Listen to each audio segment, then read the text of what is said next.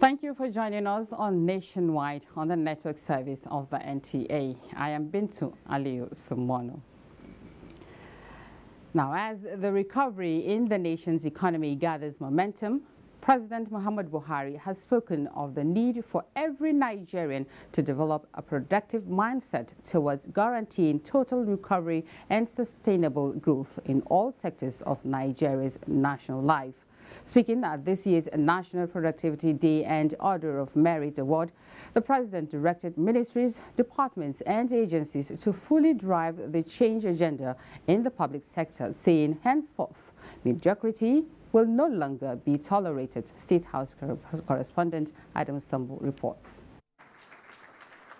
Productivity for economic recovery and sustainable growth is the theme for the 2018 National Productivity Day celebration and Order of Merit Award, 17 in this series. President Muhammadu Buhari said with Nigeria exiting recession through his administration's determined efforts, the challenge now is how to sustain the recovery and ensure growth. The goal of this administration is to move Nigeria forward to become a strong, strategic, and proactive state through a deliberate, pragmatic, and productivity-conscious program of action. We want to rebuild Nigeria into a competitive, virile, strong, and productive economy, a state whose citizens are creative, innovative, responsive, accountable, incorruptible, patriotic, and diligent. The president expressed delight that already through the economic recovery and growth plan, most indices by which an economy could be measured are looking bright. Our foreign reserve has risen to 47.5 billion United States dollars. The inflation rate declined from a peak of 18.7% in January 2017 to 12.4% in April 2018. The implementation of the Treasury single account has stopped the pilfering of the Treasury. Billions of naira has been saved. 200 billion naira has also been saved from the elimination of ghost workers in the public service. He said henceforth, public servants will be held responsible collectively and individually for the planning and implementation of his administration's programs. From now on, it will no longer be business as usual. Corruption is an anathema to productivity, growth of any country. We are therefore resolute in our commitment to fight it in all facets of our national life. Labor and Employment Minister Dr. Chris Ngige was emphatic that no nation can be self-sufficient without achieving higher productivity, which he described as the cornerstone of the economy. We therefore have no option in Nigeria but to key into this productivity movement and ensure that we remain productive in all our endeavors. The environment to unleash productivity cannot only be at the center. We need to get to the point where we are one nation, driving one agenda, one goal, to build a great nation. 15 individuals and 5 organizations are judged to have contributed outstandingly to the nation's growth and development in their various endeavors, were conferred with the National Productivity Order of Merit Award. Amongst them, the head of the Civil Service of the Federation, Winifred Oyoita. This award is a launch pad for us, the awardees, to fly even higher in productivity and hard work to the pride of Nigeria. 318 individuals and 79 organizations have so far been honored since the inception of the award in 1991.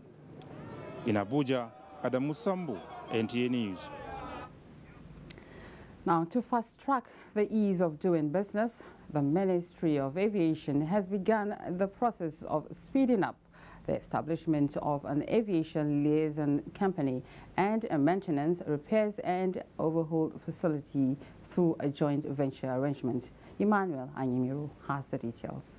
98 years after the first aircraft landed in the West African region, no maintenance, repairs and overhaul facility has been established, which has had a negative impact on the survival of airlines in the region, Nigeria in particular.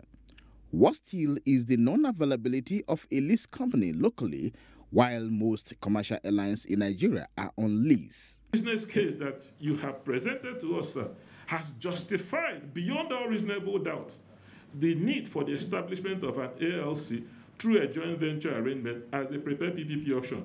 The review further presented a bankable and viable project that is expected to make profit from the first year of operation and sustain profitable growth. We remain guided further to any suggestions that you will bring, and also to steer and guide us in accordance with the law provided, in accordance with the norms and the practice of these PPPs worldwide.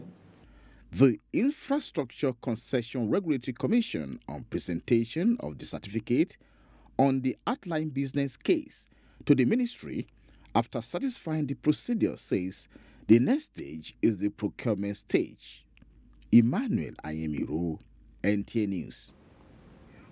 Now, from aviation, we move to telecommunications, where the Board of Directors of the Nigerian Communication Satellites, NAGCOMSAT, says it is determined to strengthen the capacity of the agency to compete favorably in the international satellite business environment.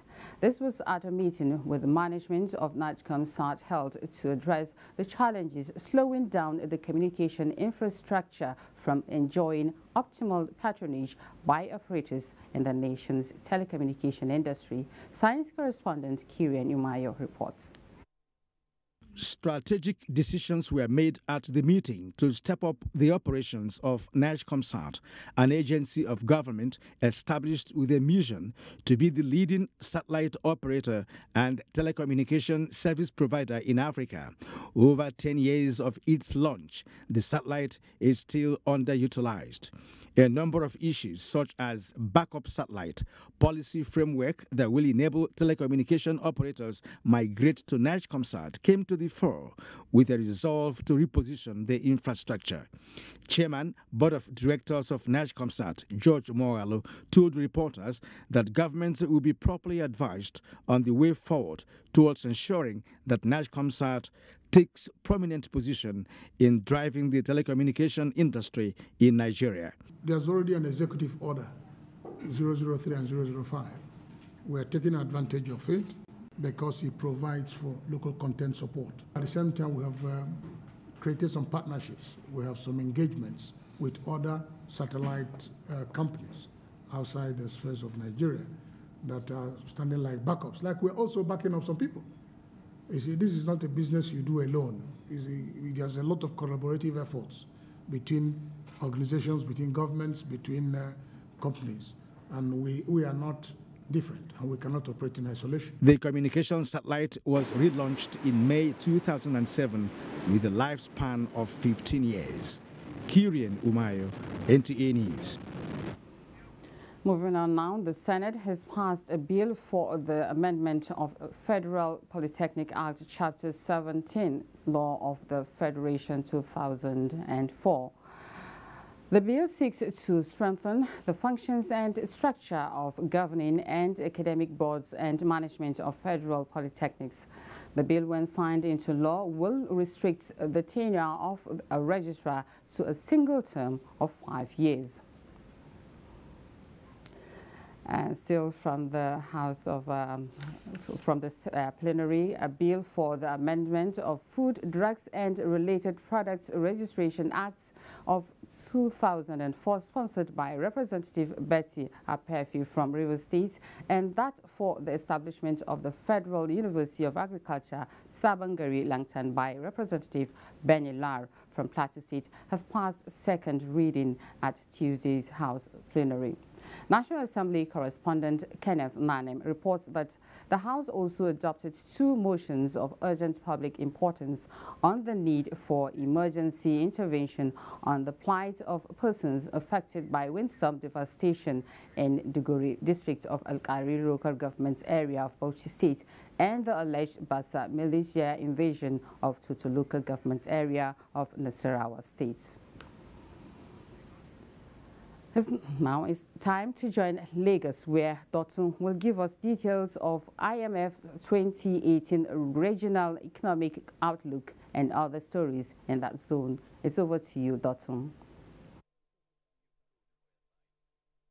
Thank you, Bintu. Glad to have you join us in Lagos.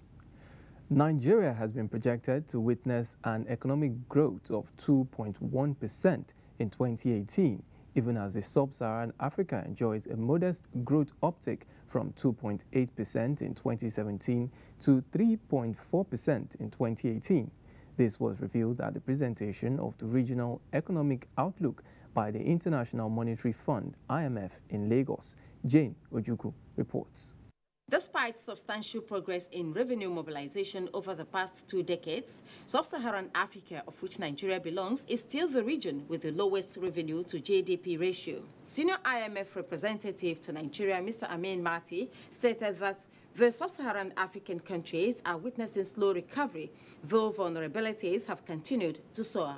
He said Nigeria holds the potential to strengthen the outlook if it raises its domestic revenue mobilization and increases private investment towards achieving sustainable growth. The projection for Nigeria is for going from 0.8% in 2017 to 2.1% in 2018.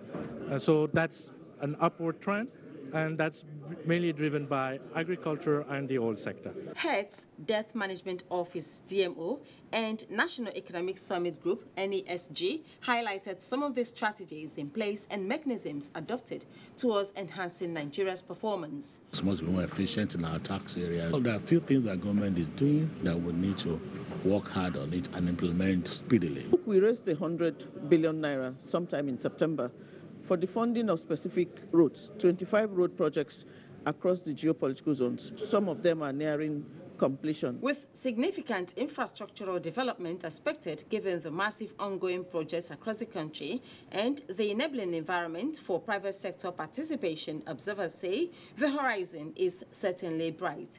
In Lagos, Jane Ojukwu, NTA News. The federal government is to begin oil exploration in Tongi Island following the reclamation of the land from neighboring Benin Republic. Nigerian envoy to Benin Republic, Ambassador Kayode Oguntuashe, who led the government's delegation to the island, assured the residents of President Muhammadu Buhari's support. Doing Dia reports.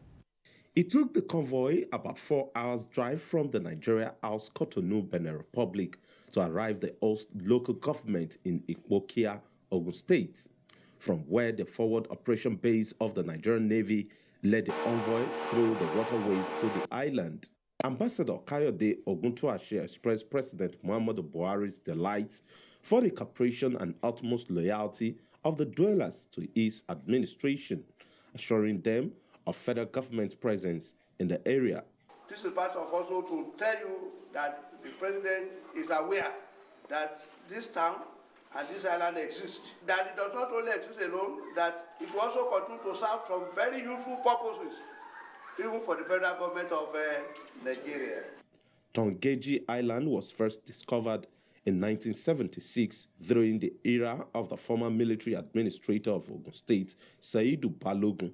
The island has since then been invaded by militants from the neighboring country. The place is known to have oil for exploration, and oftentimes there have been threats to the people living in this community from our neighboring country. If prompt attention had been given to it, and we also will be praying along our challenges we are having. According to what you have said that we are having problem of road.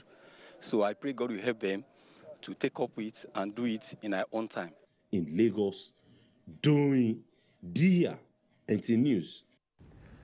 Nigeria's cultural diversity has been described as an asset of the country can tap into for peaceful coexistence. To this end, culture enthusiasts who gathered to mark this year's Cultural Diversity Day opines that agencies mandated to project Nigeria's rich cultural heritage should be adequately funded to realize the objectives.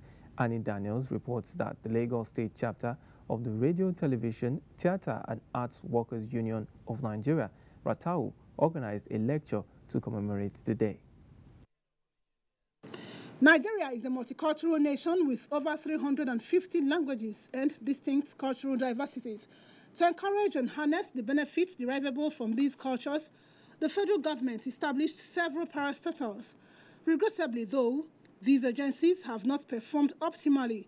Speakers at this event say inadequate funding and poor management are among factors responsible for the parastatals' inability to deliver on their mandate.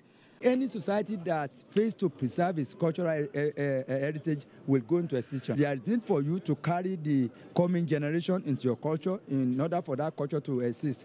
Some came to have a sightseeing, just for sightseeing, and they bring in economy because they bring wealth into a particular country. If the cultural institutions are well funded, then they will be able to preserve and protect our culture.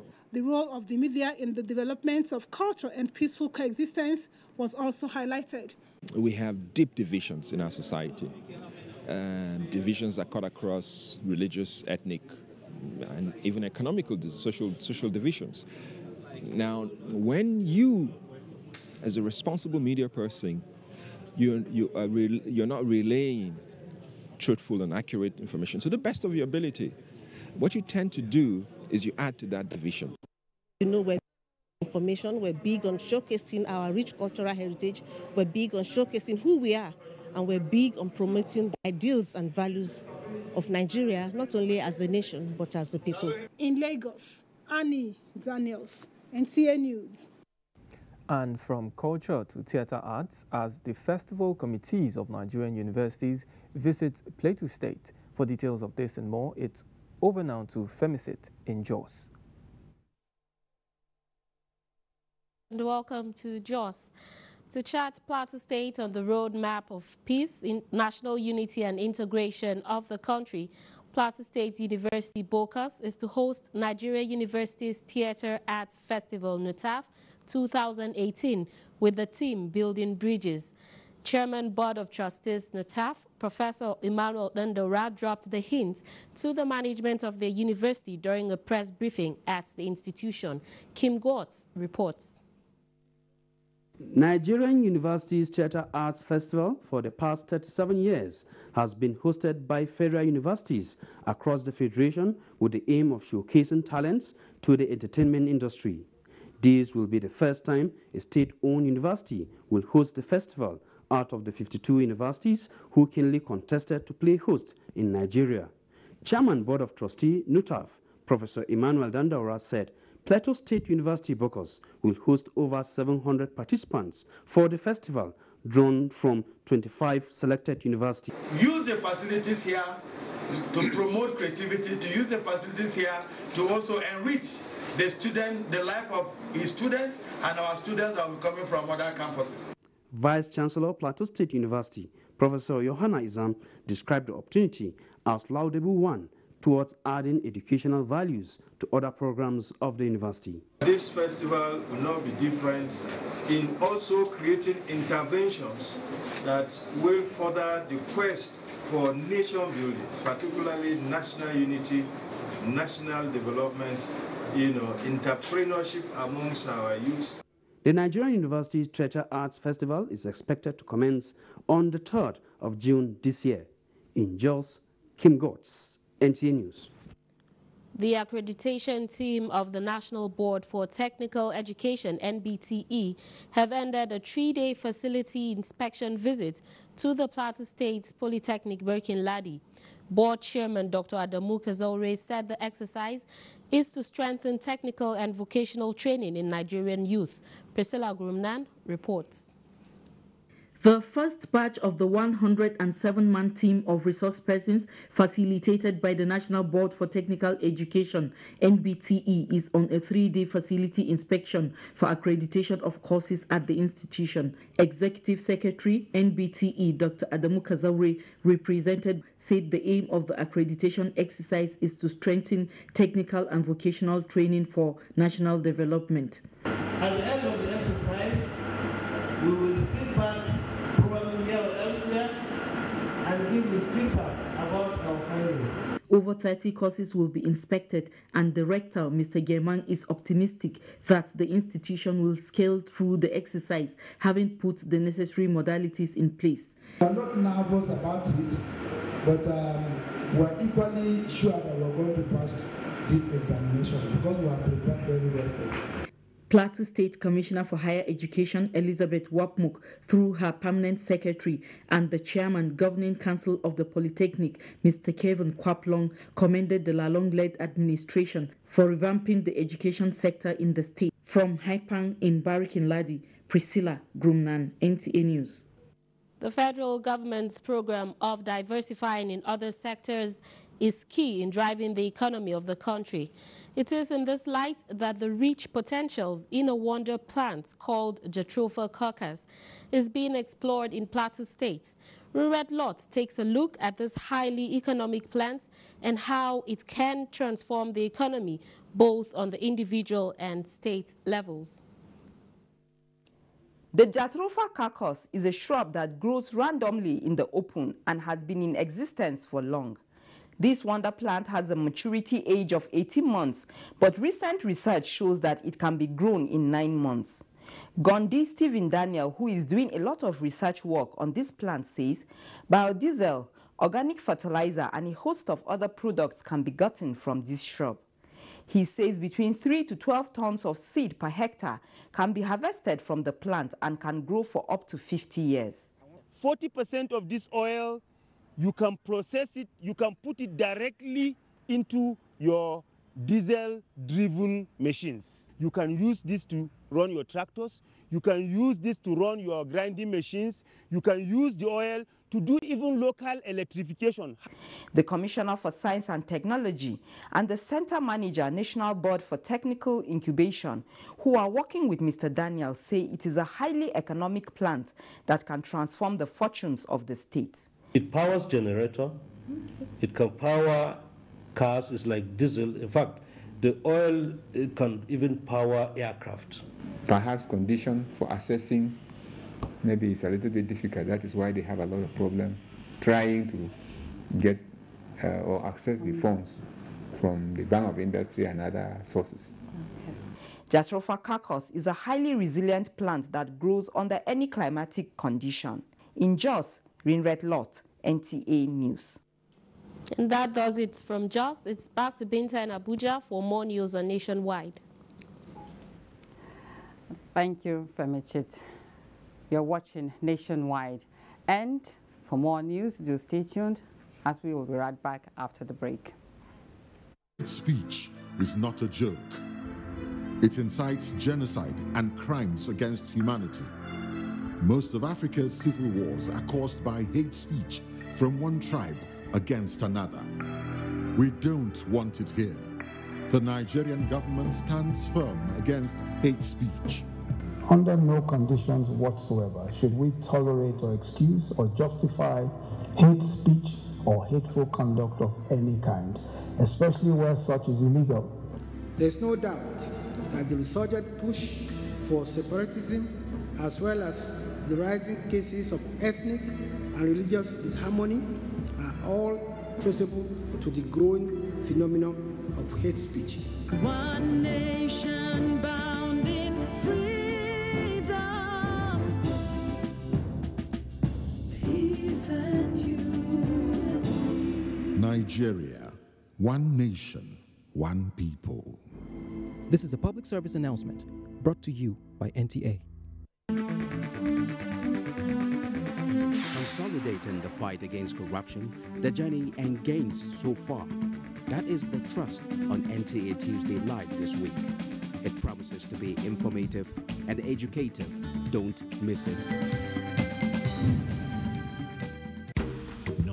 non-governmental organizations, popularly called NGOs, have helped immensely to bring help to those who need them in the society. God bless you wherever you are. NGOs deserve some accolade and really should be applauded. I congratulate your NGO for championing this cause. But as they say, too many cooks spoil the broth. You don't just wake up and decide to start an NGO. It doesn't work like that. The high rate of proliferation of NGOs has made it a tool of greed and also ineffective. I found the money-making machine. Especially as the aim of many NGO founders these days is to enrich their purses. Join your rib-cracking comedy, Professor John Bull, this week in the episode titled NGO. Gosh, you're a very nice person now.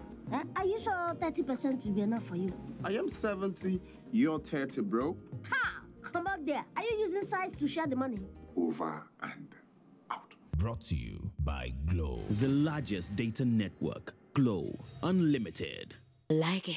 It's another Children's Day celebration with NTA Knowledge. It promises to be exciting and full of fun. Come, let's celebrate Children's Day on 24th May 2018. Featuring dance, march past, drama, musical talent display, choreography, cultural dance, catching the train. That's not all. Bernie and Clown will be on ground to add color to the event. Theme: creating safe spaces for children, our collective responsibility. Schools, parents, what are you waiting for? You can't afford to miss this fun fair. Venue: NTA Headquarters Arena, Area 11 Garki, Abuja. Gate fee: 1,000 naira only. Time: 9 a.m. to 2 p.m. For participation and sponsorship details, dial. I like it. Come, let's celebrate children in a grand style. Happy Children's Day.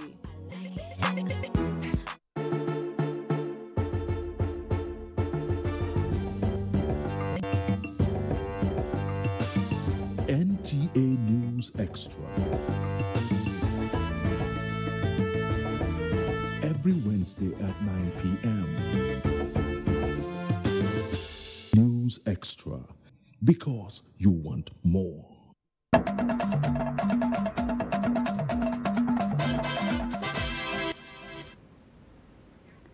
Thank you for staying tuned. Now the news continues as President Muhammadu Buhari says his administration is committed to putting in place infrastructures that will have direct impact on the well-being of the citizens. He stated this in a message at the channelization and desilting of Okuku and Ogbaga rivers in Osogbo, the Osun State capital. Anthony Forson reports. Before now, inhabitants of this community in Osogbo have had the misfortune of living in fear caused by flooding.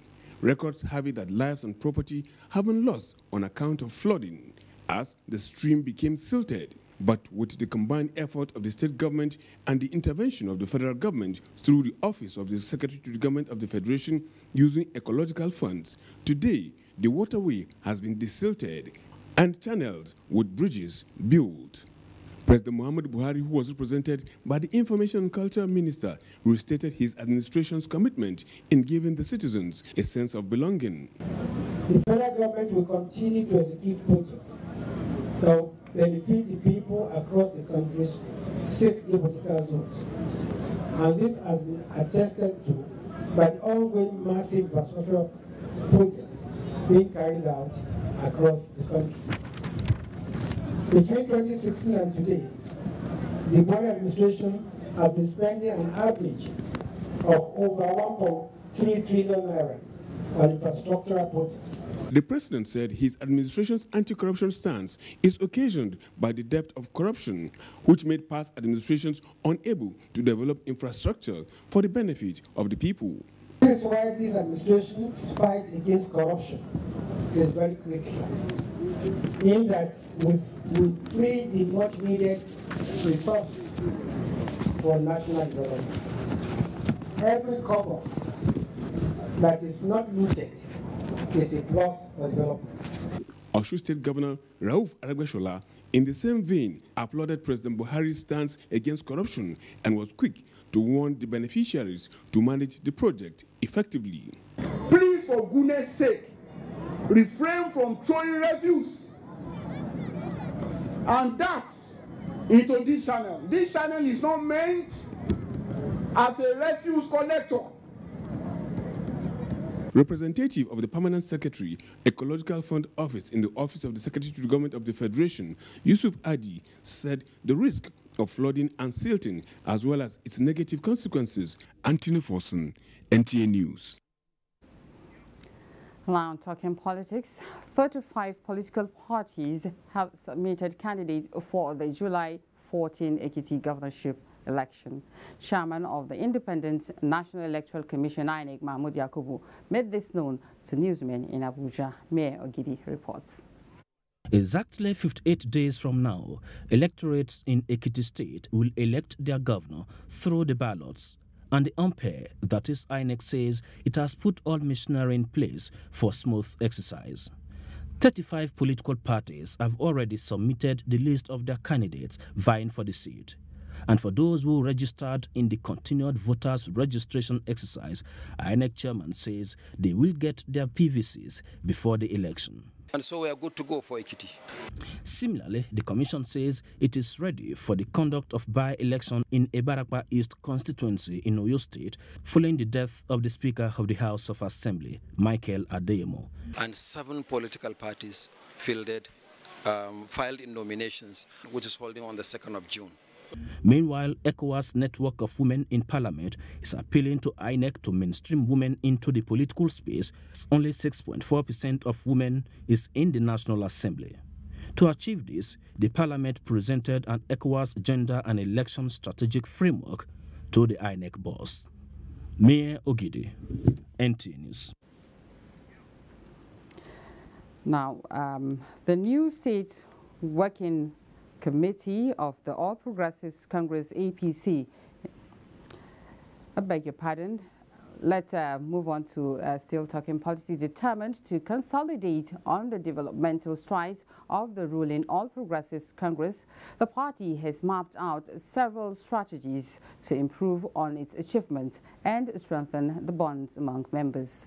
This has become necessary following various interests which may strengthen the internal democracy of the party. Umo Basiedet has details. The recently held congresses of the All Progressives Congress may have come and gone, but not without grievances by different factions within the party. In Cross River State, the story is not different, as some members feel aggrieved, a situation which the Niger Delta Minister, Pastor Sani Guru Sani, says would be addressed, stressing that the party's interest must always override personal interests. I'm also aware that because of this, some people are deliberately left in here to work for others outside the party for paid values. And so there are some people who are irreconcilable. And when we identify such, it is just proper to ignore them and keep building the party. Because every true member of the party will have a midpoint of reconciliation. One of the aggrieved stakeholders and former member of the National Assembly, Mr. Ernest Irek, speaks on the way forward. The truth of the matter is that we're trying to introduce ethnic sentiments into the politics of Cross River State. Stakeholders of APC are of the collective opinion that the tenets and objectives of the All Progressives Congress must be upheld at all times. In Calabar, Omar Basedet, NTA News.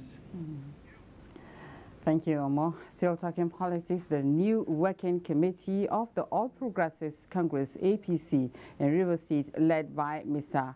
Ojukai Flag Amakri, has been inaugurated at the party's head office in Port Harcourt. This comes as the new party chairman pledges to embark on aggressive grassroots mobilization and campaign to ensure that APC takes over Government House, Port Harcourt. Kensley Amajiri reports.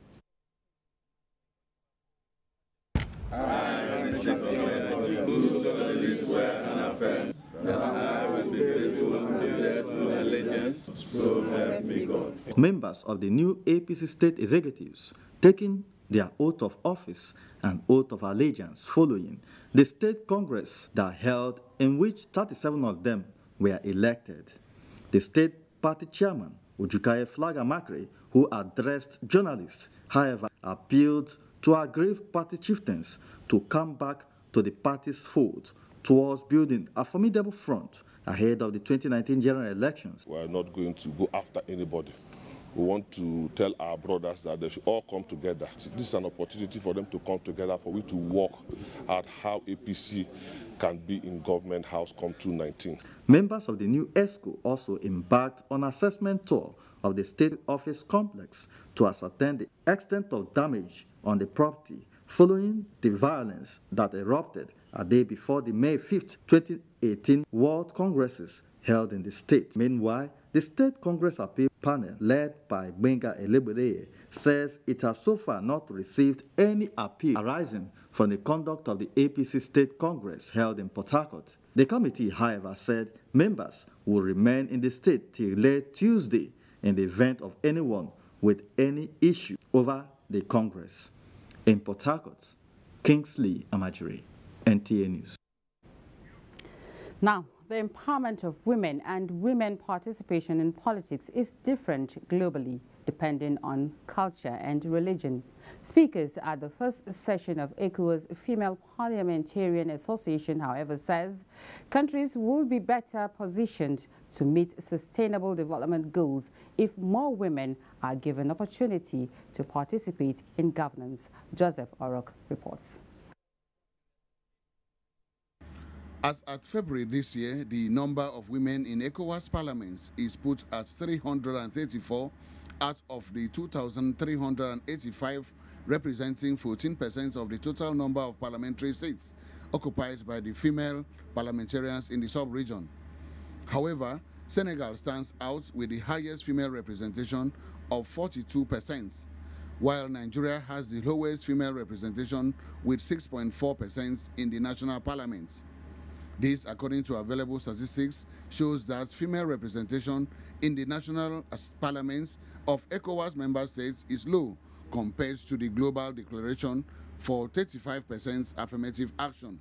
Women being the larger block of electorates, women occupy less than 7% of position in governments. This is both elective and appointive. Women are, however, seriously underrepresented as candidates for public office. Speaker of the ECOWAS Parliament, Mustafa Seselo, who declared the summit open, urges members of the parliaments and the men folk in general to support women participation in politics as exemplified by Senegal. Against traditional discrimination between men and women that has hampered the participation of women in the public life. The summit has as its theme strengthening the participation and representation of ECOWAS gender policy in democracy and good governance. Highlights of the summit was the official unveiling of the ECOWAS gender election strategic framework in Abuja. Joseph Orok, NTA News. Now another break beckons. More reports on Nationwide after the break. Stay tuned.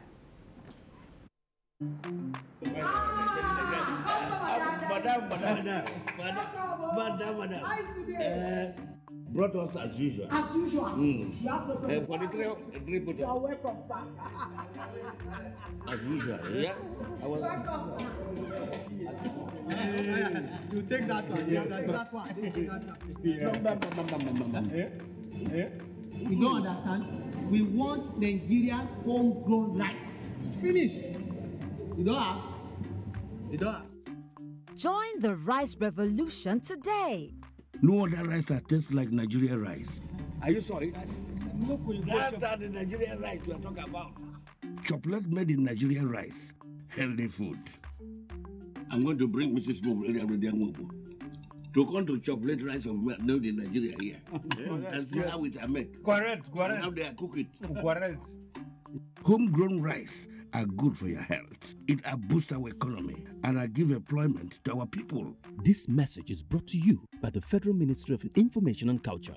The NTA Television College draws admission forms for diploma program in film and television production, television engineering technology, broadcast journalism, and degree programs in mass communication, television journalism, and mass communication television production is now on sale. The sale of forms will commence 14th May and run to 13th August 2018 at the cost of 7,500 naira only per form, payable through the remitter platform in favor of NTA Television College Jos. Forms can be obtained from all marketing offices in NTA State capital stations, zonal centers, Training Directorate of the NTA Headquarters Abuja, and the Office of the Academic Secretary of the NTA Television College. Applicants are required to possess 5 credits in GSC SSCE in relevant areas of study, including English and mathematics, in not more than 2 sittings. All completed forms attached with photocopies of credentials must be submitted on or before the 13th of August 2018 to the stations where the forms were obtained. For further inquiries, please contact the Office of the Academic Secretary on these numbers. Announcer, Registrar.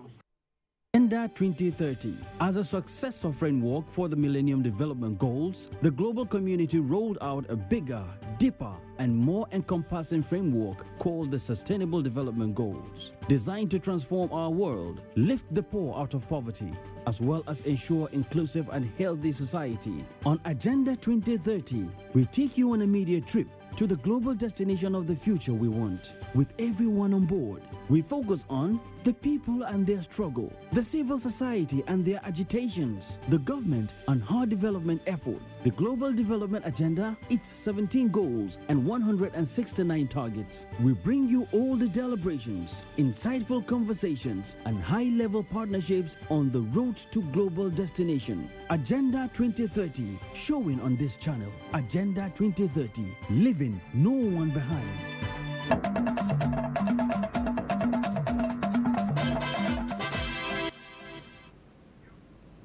It's good to know that you're still on to NTA, and this is nationwide. Now, Edo State government steps up plans for effective waterway security. Furo in Benin will guide us through stories from that zone. Over to you, Furo. Thank you, Bintu. This is Benin. Catholics in the Archdiocese of Benin have prayed for the peaceful coexistence in the country at a solidarity rally with the people of Benin State as the priests and other faithfuls killed last month are buried.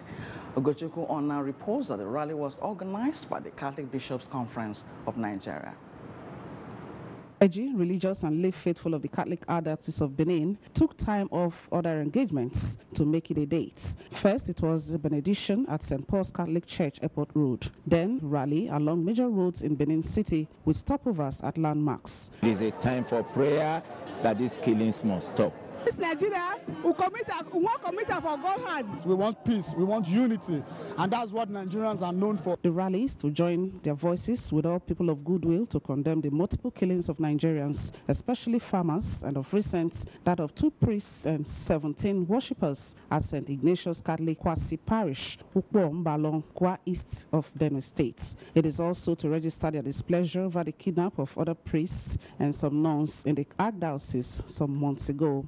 At a special mass at the Holy Cross Cathedral, Mission Road, Very Reverend Father Augustine Ehige, who stood in for the President, Catholic Bishops' Conference of Nigeria, and Archbishop of Benin, Most Reverend Augustine Akubeze, prayed that God grants the country peace and for an end to any form of terrorism. The souls of those dearly beloved priests, the gifts of terrorism, rest perfect peace. Prayer points were also centered on religious tolerance and for the peaceful repose of the souls of the slain priests and worshippers and other victims of terrorism. In Benin, Ogochukwu Ona, NT News. Edo State government is building a security architecture to effectively police its waterways, just as modalities for building the Benin port are being finalized. Governor Godwin Obaseki disclosed this shortly after undertaking a voyage of waterways traversing 8 communities. Goodluck Naini reports. The 3.5-hour voyage, the second in 3 weeks, started from Giligili traversing the communities of Kolokolo, Ajoki, Ajamuga, Koko, Abiala 1, Abiala 2, and Olobo. The aim is to see the extent of the waterways around Edo State. Governor Baseki, who opined that the waterways offer the state huge economic opportunities, says the state government is ready to take full advantage of this offer.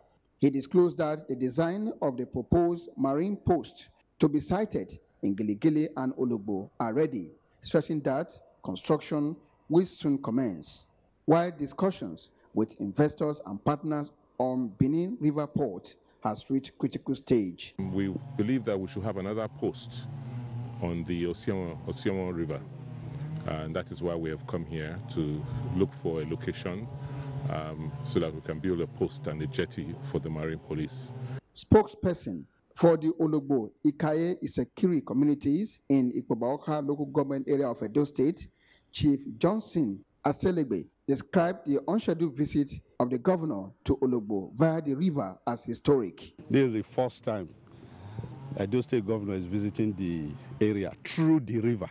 We've cried to governor that we want our area to be developed, we want security and creation of job opportunity, which he promised us, and it's already working. He assured the governor of the cooperation of his people in developing the area. In Benin, I am Goodluck Inaini, NT News. Eligible voters who registered from April 2017 in Edo State are to collect their permanent voters' cards from INEC offices in the local government areas they registered. Also for collection are PVCs since 2015. Agatha Eguera Ojo also reports that the electoral body is engaging women on effective participation in the 2019 general election. To the Independent National Electoral Commission, 76,650 cards are ready for collection in Edo State. Although 81,293 cards were respected, a shortfall of 4,603 have been reported to the headquarters in Abuja for action. As we are, disputing the cards, registration is still going on. The political parties should also encourage people to come out and collect their PVCs. And I have to say that we have a lot of young people who have registered over the age of 18. I have seen quite a good number of them. That's very encouraging. In the meantime, INEC, in collaboration with the European Center for Electoral Support, are urging women to register and collect their PVCs. This, the electoral umpire says, has become necessary to make the voice of women heard, especially as they constitute about 48% of voting population. Females constitute almost 50% of the population from both the last census and estimated returns of the census. Now, so why are they not registering in quite the same numbers? We are facilitating INEC job in increasing the participation of women. The women are hopeful that 2019 will see a change in participation and equal opportunities provided in all levels of decision making. In Benin, Agatha Egwaruju, NTA News. This is NTA Nationwide, Commissioner of Police, Kaduna State, on security situation. Details as we link up with Abdullahi in Kaduna. Hello, Abdullahi, good to see you. Good to see you too, Furo, and thanks for joining us here in Kaduna. The Kaduna State Commissioner of Police, Austin Ewa, says the recent moves by security chiefs are indications of the federal government's commitment to tackling the security challenges bedeviling Birnungwari and other parts of the state. Haman Jabani gives an overview of security challenges in the state and efforts towards addressing them. Kaduna State, with a population of about 6.3 million people, is considered the western gateway to other northern states from the Federal Capital Territory, thereby making the Kaduna-Abuja Expressway one of the busiest roads in the country. And as the state shares borders with 5 states of Plateau, Kano, Katsina, Zamfara, and Niger, it faces enormous security challenges. Over the years, scores of people have been killed and property destroyed across the state, in spite of measures put in by security operatives to safeguard the citizenry. With the incessant attack in some parts of the state, most especially in southern Kaduna, Kaduna-Abuja Highway and Birnungwari environs, the federal and state governments have taken the measures to check the growing acts of violent crimes. We're going to have an area command and 2 divisions in under Birnungwari local government. The next 2-3 weeks, there must be a very resounding results that will bring these criminals to their knees. Another worrisome dimension to these violent crimes is the recent tactics of attack adopted by criminals of shooting their victims at sight along the Kaduna-Abuja highway. The Commissioner of Police, Kaduna State man Austin Iwa, is optimistic that with all these measures and enhanced synergy between the security agencies, the security challenges confronting the state will be over soon. The Inspector General of Police has given us about 200 PMF personnel, including vehicles and even a helicopter for surveillance purposes.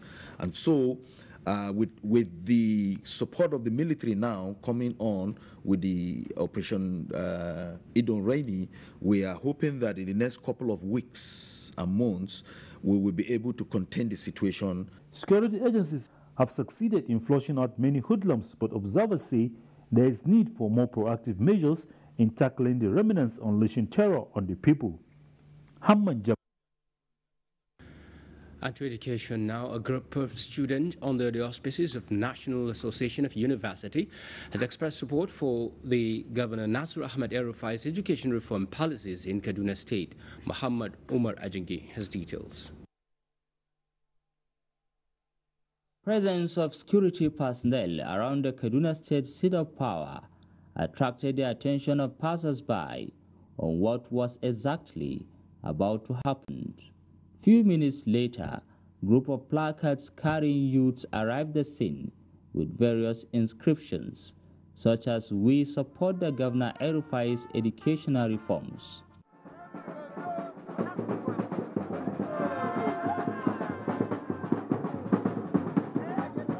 This is why the entire Nigerian university students and, of course, youth are here to express their joy. It is a justification that people have understood the rationale behind what Kaduna State government is doing as far as cleaning up the education sector for common good and for the development of the state, because education is the backbone of everything. The group urged the governor to stand by the decisions earlier made to salvage the falling standard of education in the state by dumping fake teachers to avail children of the less privileged the opportunity to acquire sound education.